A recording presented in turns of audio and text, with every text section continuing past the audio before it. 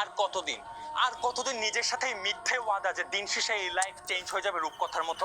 লাইফটা চেঞ্জ হবে কেমনে যখন আপনি বিজি নেটফ্লিক্স দেখতে দেখতে আর মেয়েদেরকে চেস করতে করতে?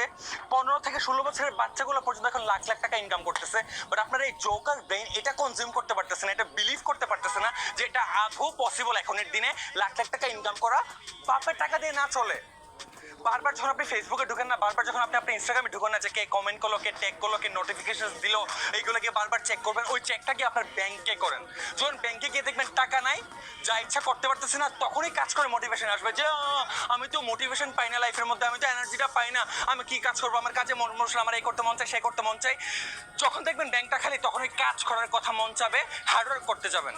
এরপর যদি আপনার কাজ করার ইচ্ছা না করে, এরপর যদি আপনি মোটিভেট না ফিল করেন, এরপর যদি বলেন না আমাকে দিয়ে হবে না, তাহলে আপনি এটা ডিজার্ভ করেন। আপনি এখন লাইফের যে অবস্থায় আছেন না, এটা আপনি ডিজার্ভ করেন।